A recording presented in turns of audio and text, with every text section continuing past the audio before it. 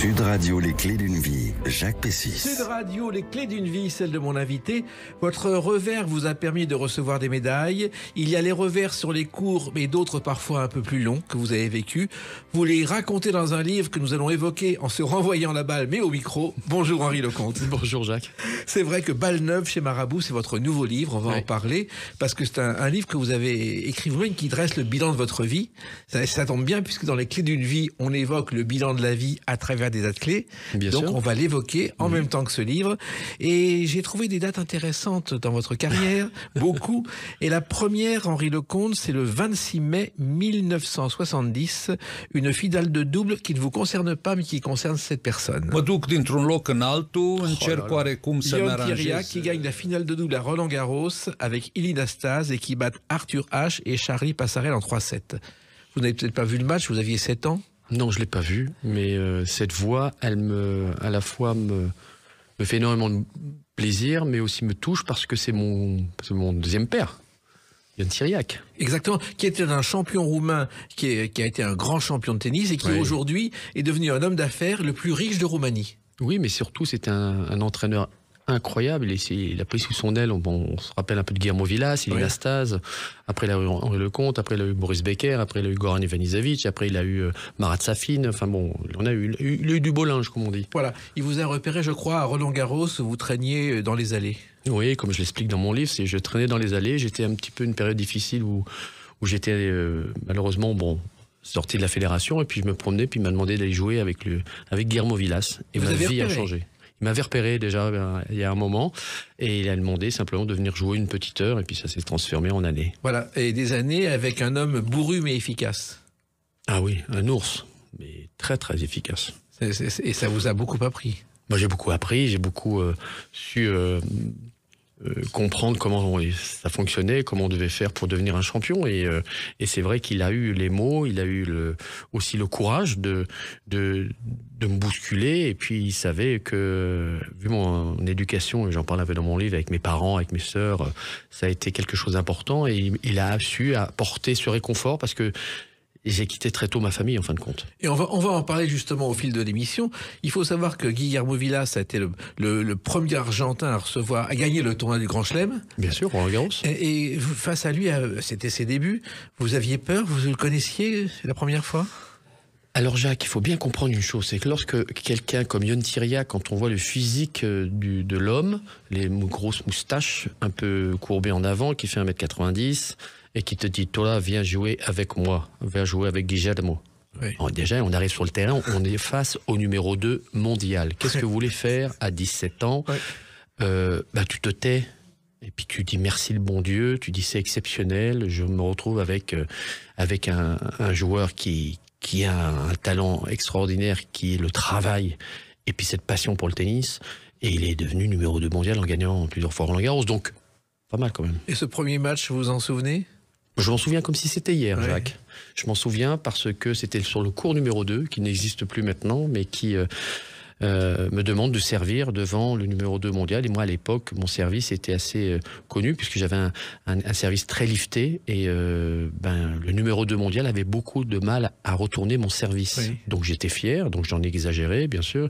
Et j'ai profité pour encore le travailler. Et puis surtout, j'avais des yeux qui étaient énormes, parce que je jouais contre Guillermo Vilas, numéro 2 mondial. Et ça a vraiment bouleversé ma vie, quoi. Il faut savoir que Guillermo Vilas, aujourd'hui, il a une école à Palma de Majorque, un club à Buenos Aires, et il a fait des recueils de poèmes qui sont devenus des best-sellers en Argentine.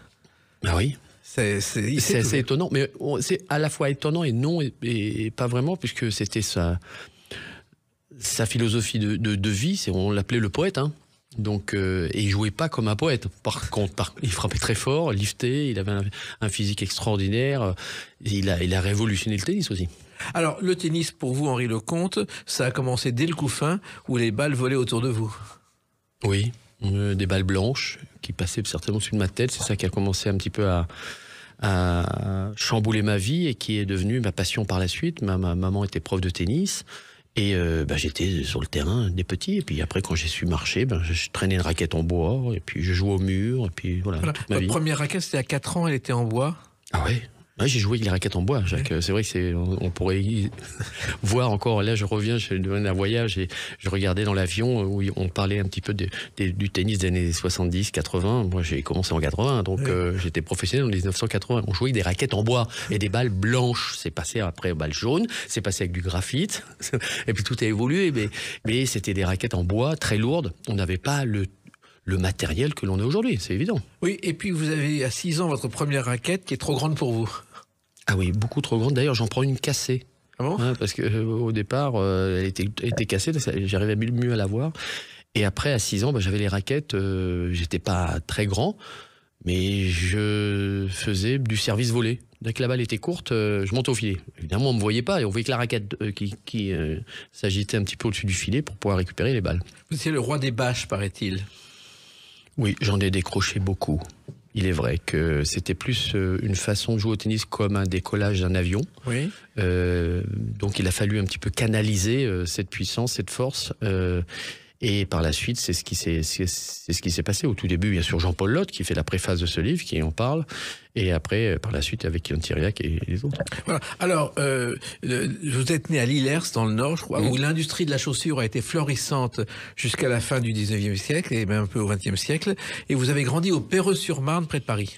Oui, alors je suis né... Alors, une chose très importante, c'est que ma maman voulait avoir tous ses enfants dans le lit à la maison. Donc... c'est d'ailleurs, on s'en est vu une belle histoire, c'est que maman s'était trompée d'un mois, elle a dû rester un mois en plus à Lillers pour pouvoir pour que je puisse naître dans le lit de la famille. Voilà. Et par la suite, on est parti bien sûr du côté du Perreux, au Val-de-Marne, où ça a été mon premier club, le tennis club du Perreux, qu'on a fêté les 101 ans, il y a 100 ans et derrière. Il y avait deux clubs de tennis, il y avait l'ALP et le TCP, vous êtes retrouvé au TCP. Oui, commencé au tennis club du Perreux, c'était dans les bords de Marne, et c'est là que j'ai commencé à traîner dans ce club, à étreindre le mur. Je crois que j'ai dû jouer 4 à 5 heures par jour, quoi. Oui, et vous bouchiez les gouttières aussi. Ah oui, mais vous connaissez, ouais, vous avez bien vu, c'est bien ça. Oui, ça m'a valu d'être viré plusieurs fois du lycée Pierre Brossolette au Perreux, parce que j'étais tellement fou de tennis que j'ai amené des balles. Il faut savoir que ma maman, comme elle donnait des cours, et c'était des barils à lessive à l'époque, parce qu'on n'avait pas de panier, donc elle remplissait les balles et j'en prenais une à chaque fois, une neuve, pour aller à l'école. Je jouais au mur avec la main et tout, mais malheureusement, le diamètre de la balle est exactement le diamètre des gouttières. Donc j'ai été viré plusieurs fois. Pourquoi ? Parce que les balles, évidemment, bouchaient les gouttières et que lorsqu'il pleuvait suffisamment, c'était bouché. Donc ça rentrait dans les classes. Donc on convoquait une seule personne, Henri Lecomte, chez le proviseur. Ouais. Voilà. Alors, il faut savoir que dans la famille Lecomte, il y avait quand même vous avez une sœur Frédérique qui, elle aussi, jouait bien au tennis. Elle était championne à ses débuts. Alors Frédéric, elle a eu un parcours assez incroyable. Malheureusement, elle s'est blessée, elle n'a pas pu continuer, mais elle était championne de France minime, cadette et junior.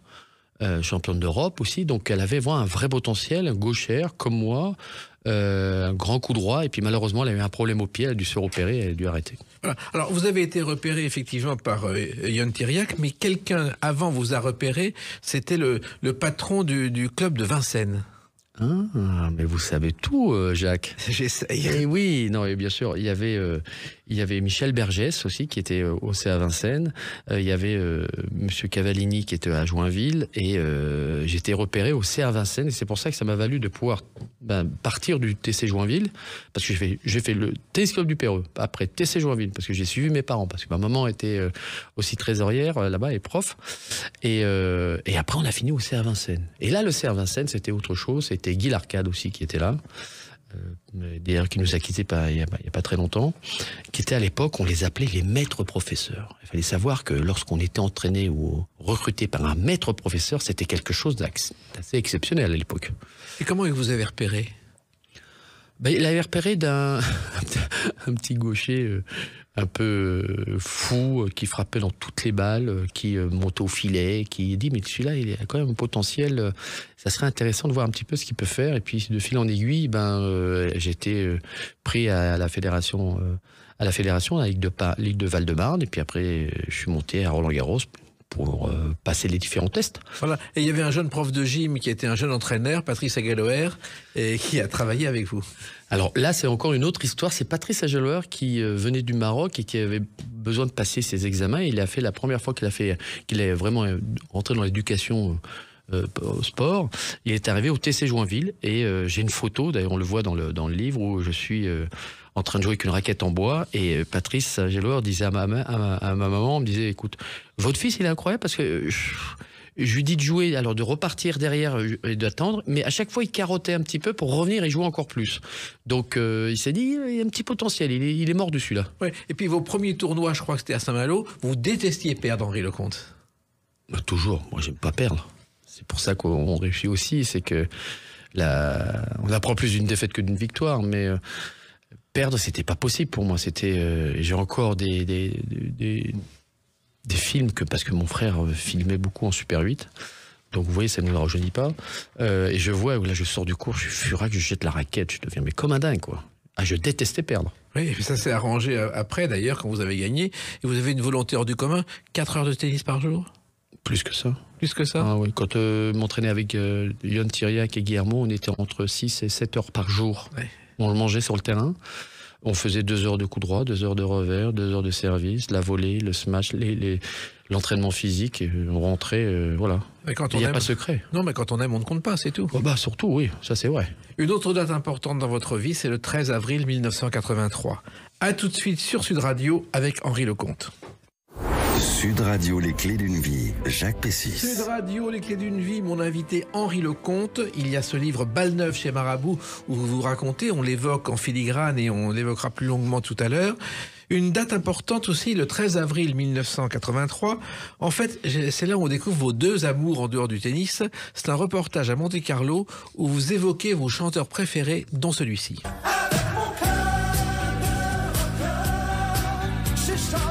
Une chanson écrite par Luc Plamondon pour Julien Clerc, que vous avez vu, je crois, sur scène avec Yannick Noah plusieurs fois. Oui, on l'a vu plusieurs fois, c'était au tout début, et c'est vrai que Cœur de rocker, c'est marrant que vous ayez retrouvé cette chanson-là, parce que c'est une bonne recherche. Hein.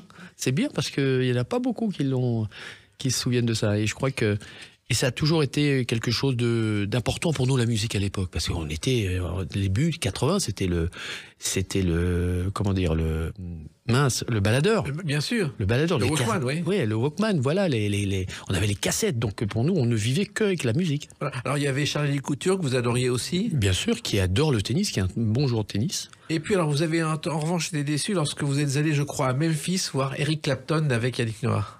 Oui, parce que c'était totalement différent, c'était autre chose, on était un peu déçus, on voulait peut-être certainement avoir un concert qui bouge un peu plus, mais en fin de compte du Clapton, moi c'est ce que j'écoute encore plus aujourd'hui, parce que voilà, mais on a eu peut-être plus de mal à comprendre à cette époque. Alors, vous l'écoutez en voiture, et vous l'avouez d'ailleurs dans ce reportage, vous conduisez, qui était à Monte-Carlo ce reportage, vous conduisez un peu trop vite parfois, sauf sur l'autoroute en faisant attention. Oui, mais ça c'est toujours ce qu'on dit. Oui. Évidemment, à l'époque, vous imaginez, il y a beaucoup de voitures moins de voitures qu'aujourd'hui. Il est vrai qu'on aimait bien aussi faire la course. Je fais de la course automobile aussi encore maintenant dans des véhicules historiques avec Eric Van de Viver, sur une TVR de 64. Donc vous voyez un petit peu, donc c'est les voitures. Mais c'est vrai qu'on a toujours, et puis c'était l'époque. Quand je me souviens de ce qu'on a pu vivre avec McEnroe, avec Borg, avec Yannick, avec tout le monde, les moments là, c'était les moments méga stars. C'était incroyable. Donc la voiture est importante. Oui, et d'autant plus que si vous n'aviez pas été tennisman, vous seriez peut-être devenu pilote, peut-être de Formule 1. Ça, c'était mon rêve, mon second rêve. Après, le troisième, c'était acteur, évidemment, comme Jean-Paul Belmondo, bien sûr. C'est un rêve de tous. Mais finalement, vous avez fait de la voiture et ça vous a permis de côtoyer Alain Prost, Jean-Pierre Jabouille et beaucoup d'autres. Et bien sûr, et mon idole, Ayrton Senna, où j'ai eu la chance de passer 3 jours avec lui, où j'explique dans mon livre, et qu'il a été pour moi une source d'inspiration et d'énergie, où j'ai pu comprendre un petit peu ce qui s'était vraiment passé dans ma vie. Donc oui, c'est Alain, bien sûr, Jacques Lafitte, Jean-Pierre Jabouille, qui malheureusement nous a quittés, mais voilà, c'était le moment où on a appris à conduire. Et vous avez même participé à l'émission Top Gear, je crois. Top Gear, ouais. Ça, c'était aussi un grand moment. Ben oui, parce que je suis passionné d'auto, donc ils ont vu que je tournais pas trop mal comment on dit, le cerceau. Et ça, c'est toujours une passion qui ne s'arrêtera jamais. Alors, ce reportage à Monte-Carlo, où vous êtes en voiture, je ne sais pas si vous en souvenez, il y a une séquence où on voit gagner contre Björn Borg à 19 ans à la surprise générale, Henri Lecomte. Alors là, c'était le tournant de ma vie. C'était battre Björn Borg à Monaco, sur terre battue, où normalement il aurait dû perdre au premier tour contre José Luis Clerc, qui était dans les 10 meilleurs joueurs du monde, où en fin de compte Borg gagne 6-1, 6-2, et je joue contre lui. Moi, c'est mon idole. Donc je fais en fin de compte abstraction de tout ça, et je réalise un match assez incroyable, où je gagne 7-6 au troisième, et ça a vraiment basculé de l'autre côté de la barrière, c'est-à-dire qu'on a été, on a vu Henri Lecomte de quoi il était capable. Oui, et d'ailleurs Borg devait faire ses adieux cette année-là, il a retardé les adieux d'un an, peut-être parce que vous avez gagné. Oui, après il est revenu et je l'ai rejoué encore une fois, c'était à Stuttgart.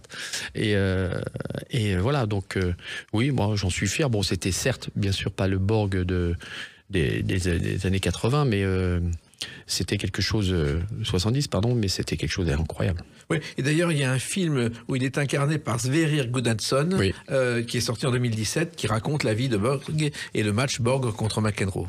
Oui, c'est un très beau film parce que on voit vraiment comment, et c'est amusant, c'est que ce qui est amusant, mais même fantastique, c'est qu'il y a le fils de Björn Borg qui joue Léo Borg, qui joue en fin de compte Björn quand il était jeune, parce que c'est exactement la même tête que son père. Et ça, il peut pas le renier. Et c'est vrai que d'un côté, on voit bien sûr Iceborg, celui qui est le plus discret, le plus médiatique, et puis de l'autre côté, le vilain petit canard qui est McEnroe, mais qui avait besoin de ça aussi.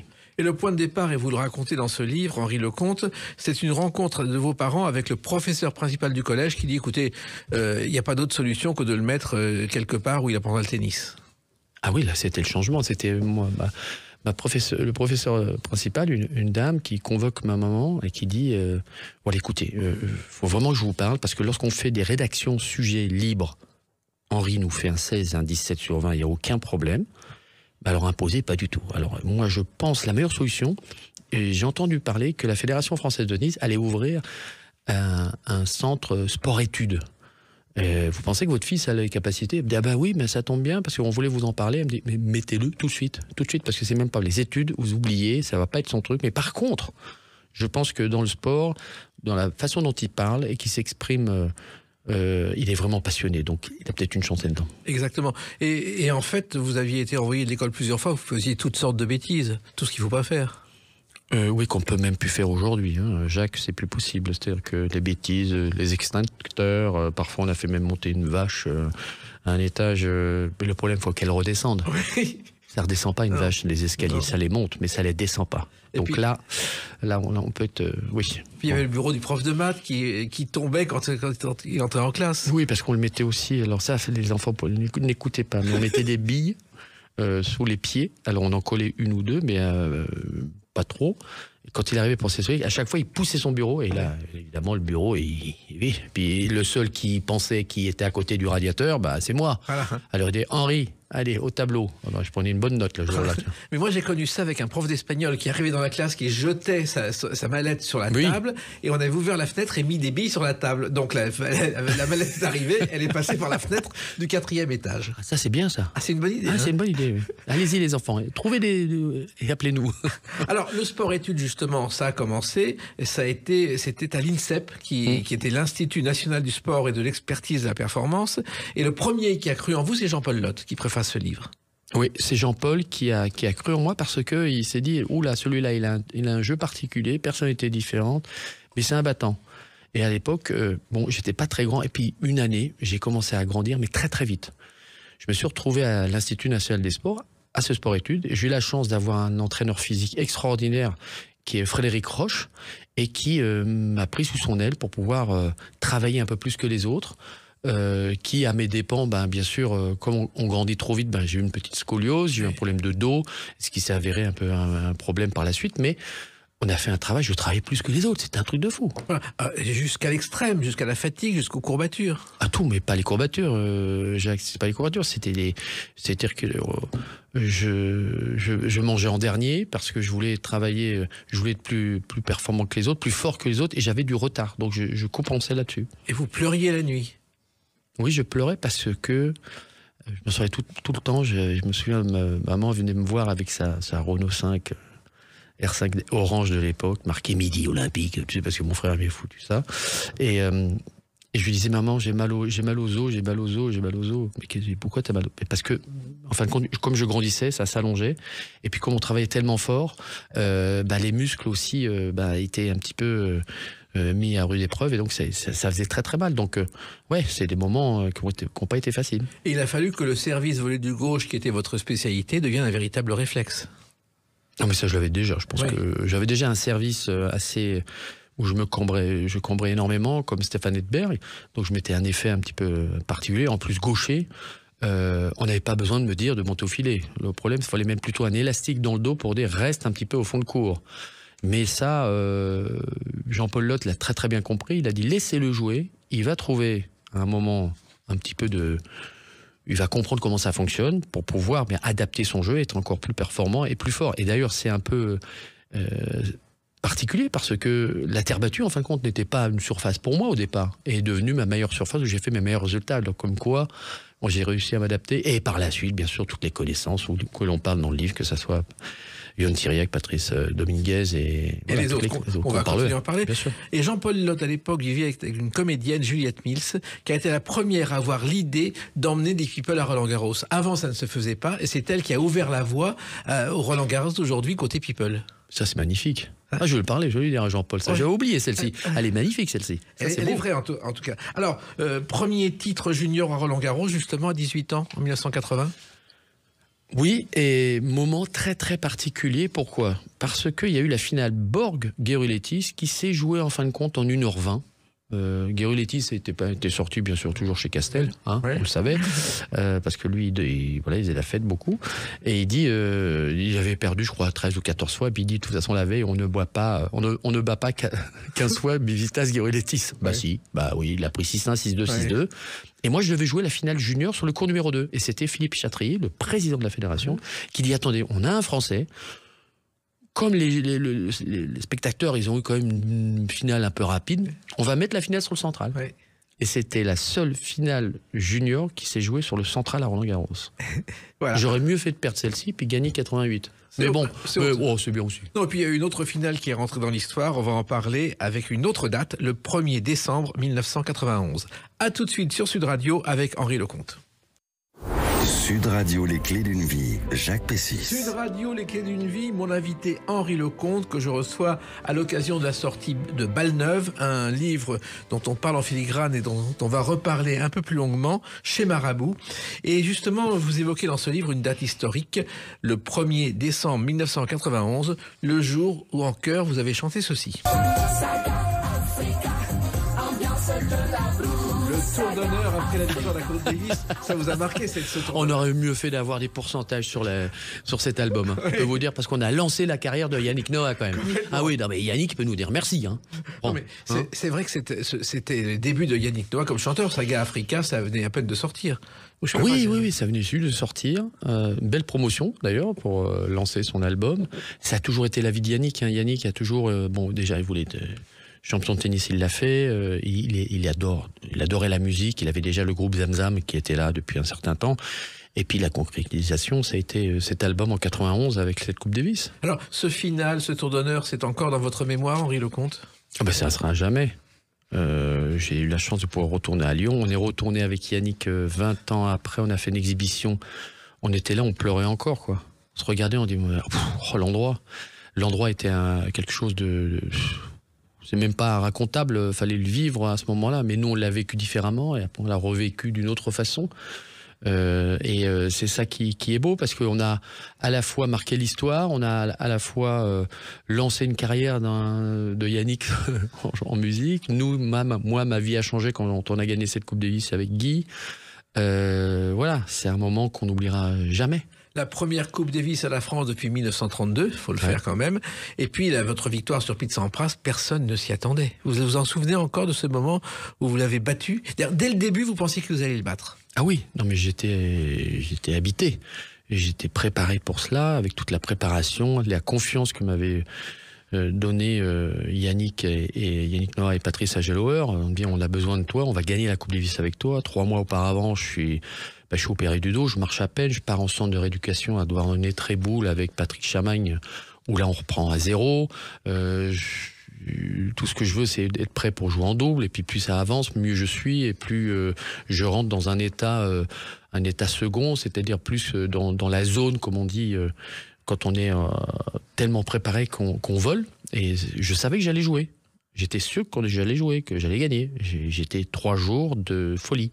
Mais il faut savoir que Pete Sampras a été numéro 1 mondial pendant 286 semaines. Et il avait les yeux revolver, comme dirait Marc Lavoine. Il y avait un regard qui tuait. Ah oui, un regard qui tuait, mais j'avais la chance que pour lui, c'était son premier match de Coupe Davis, Jacques.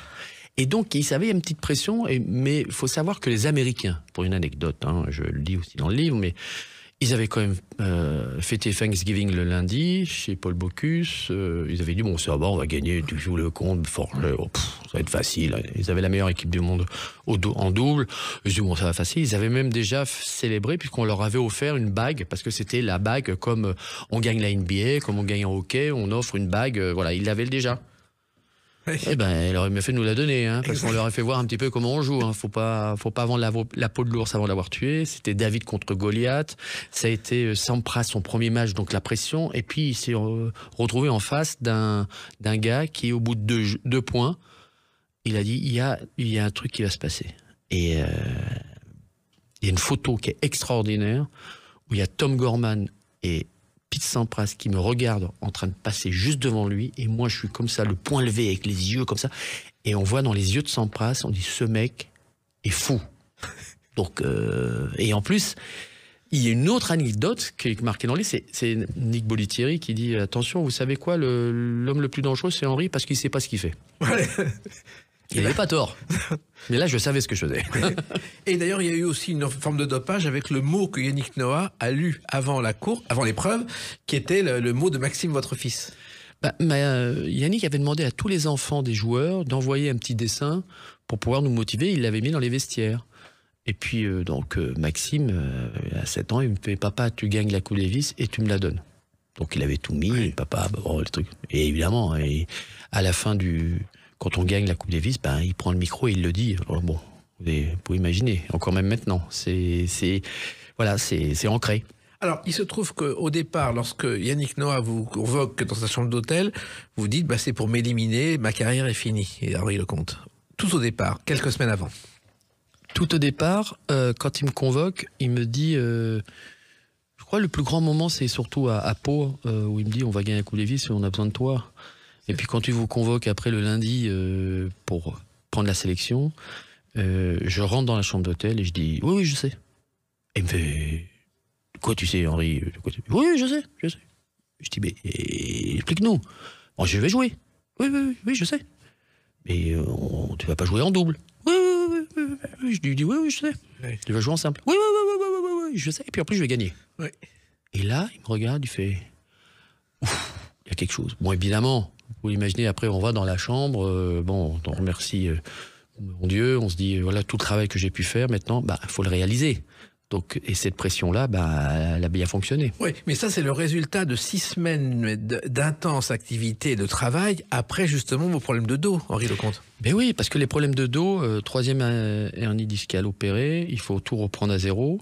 C'est-à-dire réapprendre à courir correctement, jouer avec le bassin en rétroversion, de ne pas cambrer, de ne pas solliciter, et puis de forger, vraiment mettre des muscles en place pour que le mât, enfin quand c'est le dos, c'est comme un mât de bateau, et les haubans, c'est les muscles, il faut que les muscles soient suffisamment puissants pour pouvoir tenir ce mât tout au long de la partie. Ça semble impossible au départ de faire ça en 6 semaines. Non, ça semble impossible, mais c'est possible, parce que tout est possible. Et c'est Gilles Solo, le patron de la rééducation à Douarnenez, qui me fait « Bon, mon gars, faut pas gagner, il y a du boulot à faire. Ouais. » Et on l'a fait. Voilà. Et il y avait aussi Patrick Champagne, je crois, qui a été important. Patrick Chamagne, c'est Champagne, oui. On l'appelle Champagne, oui. Mais c'est Patrick Chamagne qui a été très important, parce que Patrick a été là tous les jours. Dans les bons, dans les mauvais, et puis surtout, il m'a fait m'entraîner d'une façon que personne n'a pu faire par la suite, à part aussi Frédéric Roche en 92. Alors, il se trouve que vous l'appelez Champagne parce que Monsieur Champagne, je ne sais pas si vous le savez, était la star de la radio dans les années 50. C'était le capello de la radio. Il faisait toutes les émissions. C'était un prof d'histoire-géographie qui venait pour le côté culture et vérification des choses. C'est magnifique. Ça a été, il était du côté du Mont-Saint-Michel et il venait à Paris pour faire de la radio et c'était la superstar de l'époque. On l'a totalement oublié. Incroyable. Alors, cette Coupe Davis, c'est aussi une revanche de 82 où vous aviez perdu en finale. C'est un plus mauvais souvenir. Oui et non, parce que pour moi, c'était mon premier match de Coupe Davis. Donc, je joue contre Gene Mayer en finale de la Coupe Davis en 1982 contre les Américains. On avait en face de nous Gene Mayer, John McEnroe et Peter Fleming, dans les meilleures équipes du monde. Yannick Perrin, 5-7 le premier match, sur un match sur 5 heures, très très dur. Moi, je perds contre Gene Mayer, mais bon, c'était,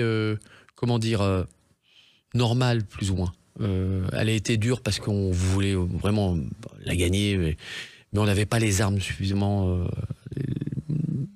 puissantes pour pouvoir arrêter cette équipe des États-Unis. Et puis, il y a aussi un match contre McEnroe qui, je crois, a insulté votre mère. Oui. Oui, non, mais vous savez tout, Jacques, vous avez fait des recherches. Hein. Un petit peu. Oui, mais ça, c'est un match, je n'en ai pas parlé dans le livre, mais c'est un match où on fait une exhibition, c'est à Hong Kong, on joue ensemble avec McEnroe, et puis ça, on avait toujours des matchs un petit peu houleux, tous les deux, parce que deux personnalités, deux caractères forts, à un moment la balle elle est faute, à un moment la balle elle est bonne, je dis John, arrête, c'est bon, tu sais très bien qu'elle est bonne, et tout ça, puis lui, avec ses noms, évidemment, d'oiseau, il dit un truc pas terrible sur ma maman. Henri, il est devenu rouge. Donc j'ai passé le filet, je suis allé le voir, j'étais nez contre nez, comme ça. Je lui fais John, alors c'est très simple, je te respecte en tant que joueur, tu es un très grand champion, mais là tu as été trop loin. Et je vais te dire une chose, frappe d'abord parce que moi je vais te tuer. Et là il a vu dans mes yeux, et il a fait, il a sauté le filet, disqualifiez-le. Donc pas de problème, c'était un match de groupe, donc il me bat 7-6, 7-5. Je joue au Villander, je gagne, et je le retrouve en finale. Et là en finale, ça a fait 7-5-6-0. Voilà. Donc je lui ai dit, John, d'accord. Et depuis ce jour-là, hein, au moment où j'étais, on est devenus super potes parce qu'il m'a dit, toi, moi, on va pas, voilà, t'en as dans le pantalon, parce que je vais pas dire le mot à l'antenne. T'en as dans le pantalon et tu m'as provoqué et voilà. Mais il aimait ça. Oui. Il y a d'ailleurs un jour, il s'adresse à l'arbitre, il dit, Monsieur l'arbitre, si je vous traite de con, vous allez me mettre un avertissement ou une amende. L'arbitre répond oui. Et si je le dis pas, qu'est-ce que vous allez faire? Ah là, je vous mets pas d'amende. Bon, alors, sachez simplement que je le pense très fort. Mais il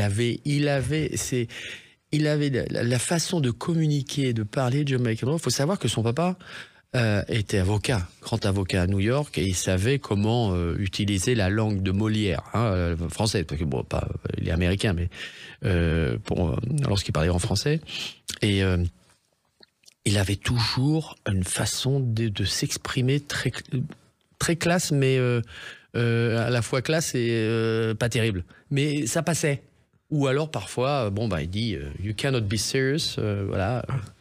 C'était McEnroe, quoi. Voilà. Il se trouve donc juste après votre dernier match où vous avez fait vos adieux, je crois, sur la chaise de l'arbitre, Henri Lecomte, vous êtes devenu, mais du jour au lendemain, commentateur télé. Ouais, en 95, lorsque j'ai arrêté ma carrière, je suis passé tout de suite de l'autre côté. J'ai eu la chance de travailler avec France Télévisions et de me retrouver à pouvoir commenter les matchs et à ma façon. Et je l'ai fait ça pendant de nombreuses années, ce qui m'a permis de pas avoir cette petite mort où tout d'un coup, quand on arrête sportif de haut niveau, on est sollicité pendant 2-3 semaines, on fait toutes les émissions en parlant un petit peu de votre carrière, et puis par la suite, 3 semaines après, puis personne vous appelle, hein. Et là, vous avez continué. Il y a même eu des émissions de télévision, je crois, Le Compte est bon, rien à voir avec le jeu d'Armand Jameau, des chiffres et des lettres. Et curieusement, l'un des premiers reportages qui vous est consacré s'intitule aussi Le Compte est bon. Oui, Le Compte est bon. Et puis après, il y a eu Avantage le Compte. Après, il y a eu le Compte d'Henri. Oui. Les Comptes d'Henri. Donc, c'était les histoires un petit peu qu'on avait fait un petit peu sur Eurosport, qui marchait très, très bien. Et donc, j'ai eu cette chance-là de pouvoir me retrouver tout de suite ou devant la caméra ou derrière un micro. Et puis il y a quelque chose qui vous a marqué aussi, Henri Lecomte, c'est la présidence de la section tennis de Levallois-Perret. Alors ça, c'est la passion. Ça, c'est quelque chose que j'ai encore. Ça va faire 14 ans que je suis président de la section tennis de Levallois. J'ai la chance d'avoir une équipe extraordinaire comme Sofiane et Robert qui font un travail. On a quand même 2700, 2800 licenciés sur 10 cours. On a pas loin de 1800 gamins, donc entre petits et jusqu'à 18 ans. Donc il y a du monde. Il y a du monde. Et puis ça ne vous a pas empêché de faire la fête. Vous avez régulièrement assisté aux soirées blanches d'Eddie Barclay à Saint-Tropez. Ah, bah il y avait longtemps qu'on n'avait pas parlé de ça, Jacques. Oui. Hein, oui. hein. Non, mais ça fait partie de votre vie et de votre légende. Mais bien sûr, ça a été des moments extraordinaires. Même Maurice Becker, on est allé dans les années 80, on a eu la chance de rencontrer des gens exceptionnels. Moi, monsieur Eddie Barclay, Eddie me manque parce qu'on a fait j'ai eu la chance de rencontrer des personnes que tu pourras jamais rencontrer ailleurs. Faut savoir, quand on allait chez Eddie, il y avait un seul photographe, c'était Jeannot, qui prenait une photo. Il y avait toujours des photos en noir et blanc qui étaient sur la table chez lui. Et puis tout d'un coup, tu tournes la tête avec Quincy Jones. Et puis tu retournes la tête à gauche, tu es avec Donna Summer. Et puis tu retournes avec la tête à droite, tu te retrouves avec Elton John, oui. Avec Michel Legrand, avec Liza Minnelli, avec Michael Jackson, avec les Stones, avec aussi celle malheureusement qui nous a quittés, qui a fait Bodyguard. J'ai un trou de mémoire. Whitney Houston, non? Whitney Houston. Ouais. J'ai une photo avec Whitney Houston et Quincy Jones où pour mes 30 ans, Monsieur Eddie Barclay me dit, écoute Henri, je t'organise tes 30 ans, on s'arrange tous les deux. Je dis oui, pas de problème. Et il y avait Whitney Houston, la patrouille de France, mais c'était mythique. Et tout ça, c'est mythique. C'est mythique et tout ça, vous le racontez dans ce livre qu'on va évoquer à travers une autre date, le 11 octobre 2023. À tout de suite sur Sud Radio avec Henri Lecomte. Sud Radio, les clés d'une vie, Jacques Pessis. Sud Radio, les clés d'une vie, mon invité Henri Lecomte. Nous avons largement évoqué déjà ce livre, Le Bal Neuve chez Marabout. On continue à l'évoquer à travers la date de sa sortie, le 11 octobre 2023. Alors ce livre, vous avez déjà fait 2 ouvrages, oui. Mais celui-là, vous y tenez plus particulièrement, Henri Lecomte. Oui, parce que celui-ci, on l'a vraiment travaillé, je ne vais pas dire qu'on n'a pas fait travailler les autres, mais c'était totalement différent. C'était plus sur des interviews, des moments de ma vie. Mais celui-ci, je l'ai fait parce que, pour expliquer qui est vraiment Henri Lecomte, quel est le personnage, qu'est-ce qui se cache aussi derrière cette personnalité, cette vision par rapport à son tennis, les rencontres que j'ai pu avoir, qui m'ont apporté, les bonnes, les mauvaises, de pouvoir faire une analyse, de pouvoir aussi expliquer certaines décisions.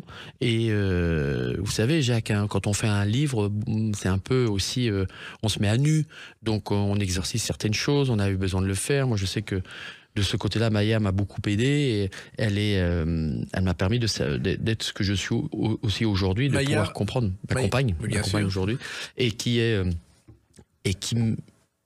aujourd'hui m'assagit avec aussi beaucoup plus de sérénité, de confiance et d'analyse et d'ouverture. Parce qu'il faut accepter le passé. On ne vit pas dans le passé, on vit dans le futur. Bien au contraire, pour pouvoir progresser. Et puis aussi d'assumer certaines choses. Cette vie a été... j'ai beaucoup souffert lorsque j'ai arrêté mes études à 14 ans. Je pensais être inculte. Non, quand Maya me dit, écoute, chérie, t'es 5e mondial. Oui. T'as gagné la Coupe Davis. Oui. Alors, trouve autour de toi la personne qui est 5e dans le monde, tout métier confondu. Oui. Et puis voilà, tu regarderas, réfléchis. Elle a entièrement raison, bien sûr. Ça vous a permis de faire le point sur cette vie où finalement vous avez été pris dans un tourbillon, Henri Lecomte. Oui, j'ai été pris dans un tourbillon exceptionnel, fantastique. Alors bien sûr qu'on voit toujours le bon côté des choses, mais aussi il y a le côté qui est assez dur par moments, assez dur et méchant, parce que c'est vrai, parce que pour arriver à ce niveau-là, il faut faire des sacrifices. Puis voir ses potes quand on a 12, 13, 14, 15, tout le monde dit oui c'est facile, mais c'est pas si simple que ça. Remonter des moments, se mettre à nu et puis accepter, ne pas occulter. C'est ce que disait Patrice Dominguez d'ailleurs à une époque, il dit la force d'Henri c'est qu'il arrive à occulter. C'est bien d'occulter. Mais vous savez, ça vous revient automatiquement. Donc après, il faut arriver à comprendre, arriver à analyser la situation. C'est ça qui est... Puisqu'à un moment, vous avez compris, Henri Lecomte, que finalement, votre vie ne vous appartenait plus. Vous étiez pris dans un système où vous ne faisiez pas toujours ce que vous auriez voulu faire. Ben c'est marrant parce qu'on en parlait il n'y a pas si longtemps que ça, on parlait d'Eddie Barclay où là c'était des moments fantastiques, mais aussi il y a les choix, il y a les personnes qui malheureusement vous emmènent et vous attirent dans certaines directions. Alors vous l'acceptez parce que vous pensez que c'est bien, parce que vous dites oui bon pourquoi pas, mais en fin de compte on se fait happer dans cette spirale qui vous emmène dans les abysses. Alors il faut toucher le fond pour pouvoir comprendre et pouvoir revenir encore plus fort. Ça arrive à tout le monde, qu'on soit connu ou pas connu, mais à un moment, il faut vraiment diriger sa propre barque, comme on dit. Alors, parfois, c'est une barque qui est facile à remettre dans la bonne direction, et parfois, c'est des paquebots. Et les paquebots, ça met plus de temps. Et vous confiez dans ce livre, mais vraiment avec une sincérité totale, qu'à certains moments, vous avez touché le fond professionnellement et dans votre vie quotidienne. Bien sûr. Et vous savez, on est tous des êtres humains, on réagit tous de différentes façons. C'est pas parce qu'on est connu qu'on est différent des autres. Oui, ça change certaines choses, mais c'est multiplié par 10. C'est amplifié. Alors encore aujourd'hui, on le voit, nous, on est dans les années 80, on n'avait pas ni de portable, il n'y avait pas de réseaux sociaux, il n'y a rien. Aujourd'hui, ça va à 200 à l'heure. On peut faire une carrière, ça va mettre 20 ans et on peut la détruire en 30 secondes.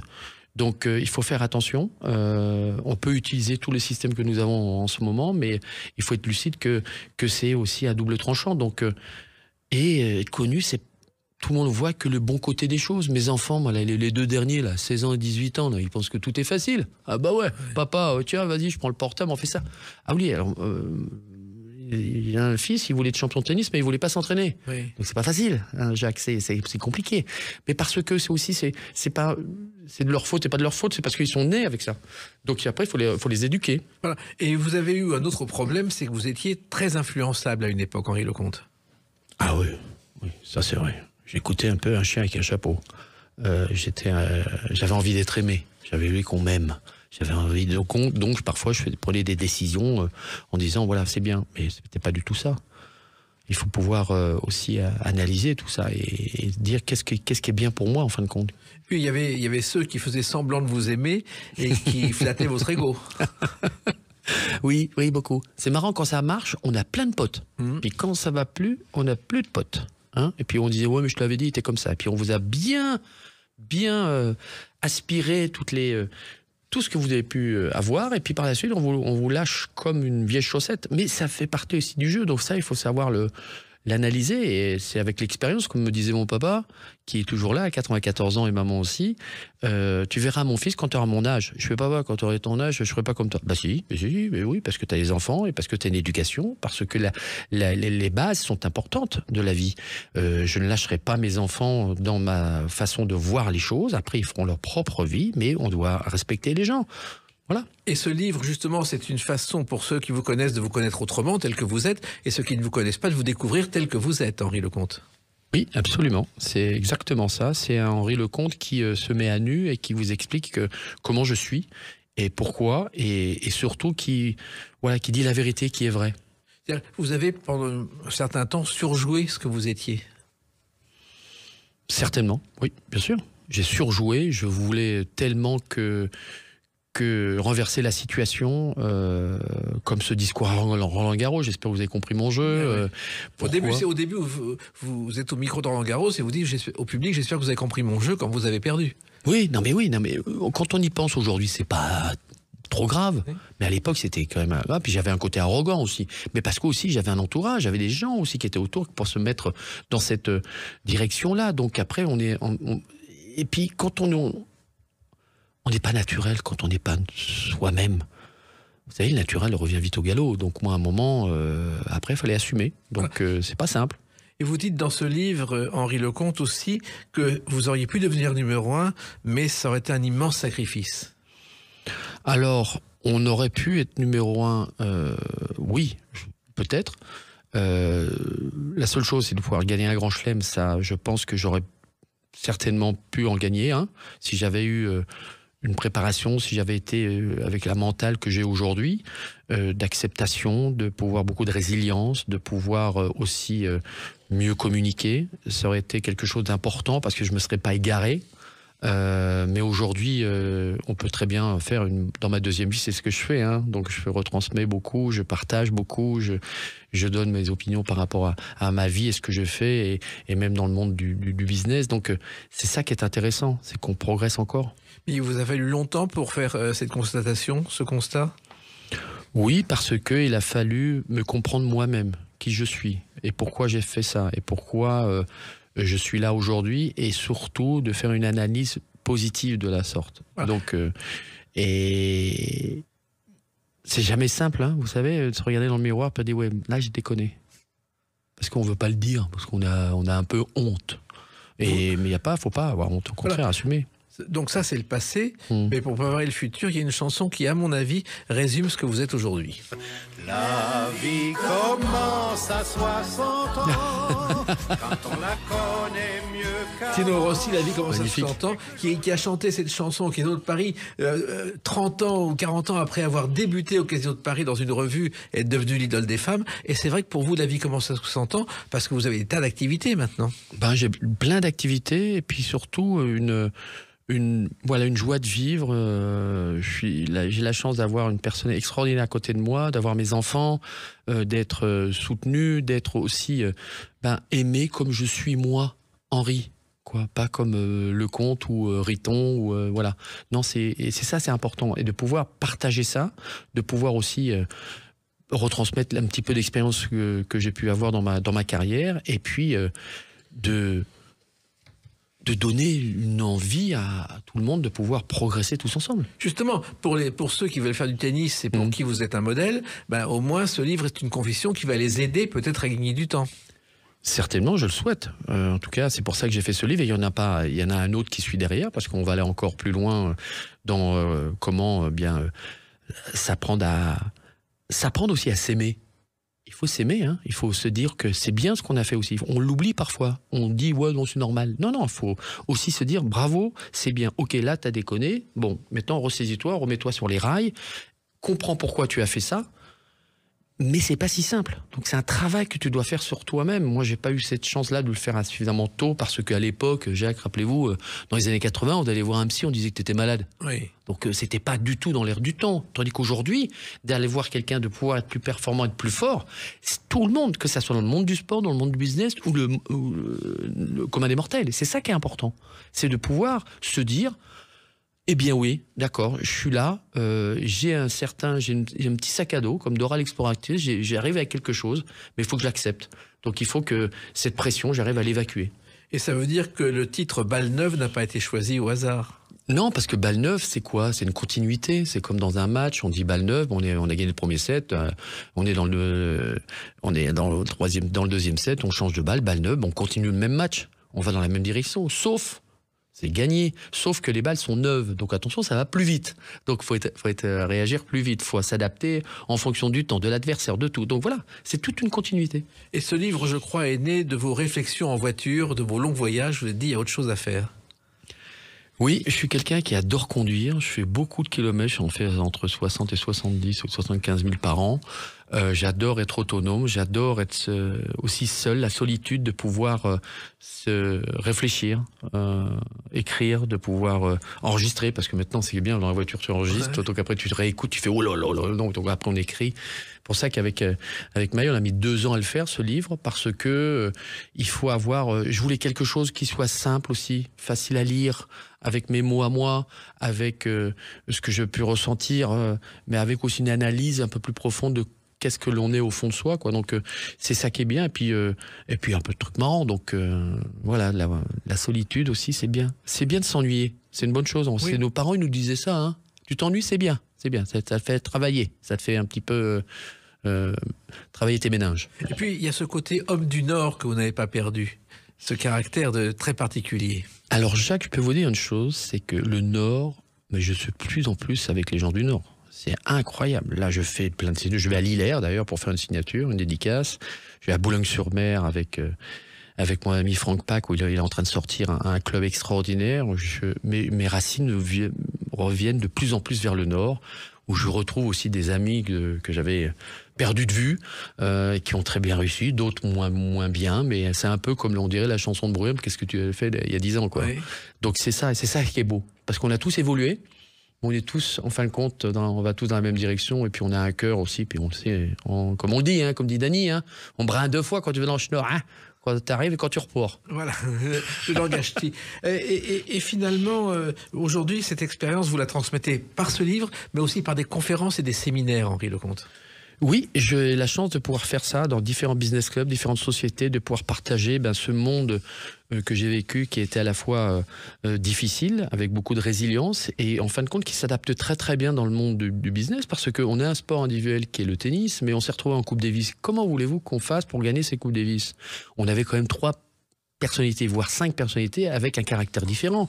Il a fallu qu'on s'adapte, il a fallu aussi qu'on s'explique, il a fallu mettre notre ego de côté, il a fallu qu'on soit un groupe soudé pour pouvoir battre, c'était David contre Goliath quand même. En face, on avait des montagnes. Et on le retransmet en fin de compte exactement la même chose dans l'entreprise. Donc c'est ça qu'il faut arriver à comprendre, et aussi de se dire, il y avait un leader, comme on dit, c'était Guy Forget, il devait gagner les 2 matchs, il perd son premier match, c'est moi qui gagne le deuxième.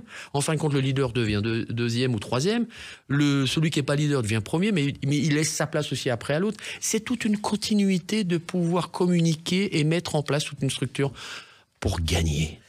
Nous, on gagnera, je suis sûr, à vous découvrir autrement dans ce livre Balle Neuve chez Marabout. Merci d'avoir écrit Henri Lecomte, merci de votre franchise et de votre enthousiasme permanent. Merci Jacques. Les Clés d'une vie, c'est terminé pour aujourd'hui. On se retrouve bientôt, restez fidèles à l'écoute de Sud Radio.